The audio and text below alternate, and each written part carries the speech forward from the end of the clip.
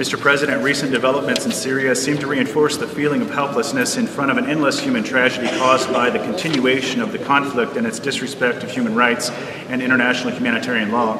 The findings of the International Commission are more than alarming. On the other hand, some bright spots, in particular the negotiations that started this week, should push all people of goodwill not to give up to minimize this humanitarian and political tragedy. The Holy See would like to give its support to the recently negotiated ceasefire accepted by the majority of parties involved in the conflict. Regional and international contributions are indispensable, and they should be thoroughly devoted to the interest of the Syrian people. Any approach attempting to defend regional or international interests without taking into account the unbearable human suffering is unethical and will only be counterproductive, prolong the conflict, and will have serious consequences for the region and the world. All parties involved are called to look on the long-term interests of the entire region and primarily the real interest of Syria. The UN, in the first place, has an encouraging and facilitating role. Any solution must be based on the rule of law, justice, freedom, and respect for human rights.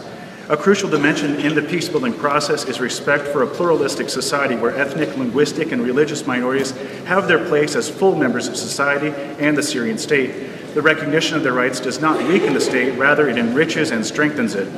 In this sense, the return of refugees and IDPs is an essential condition for reconciliation, reconstruction, and sustainability.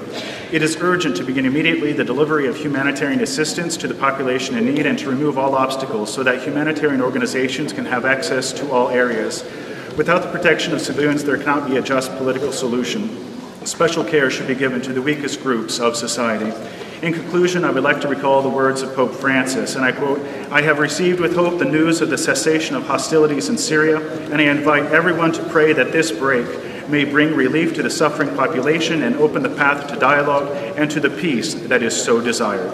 Thank you, Mr. President.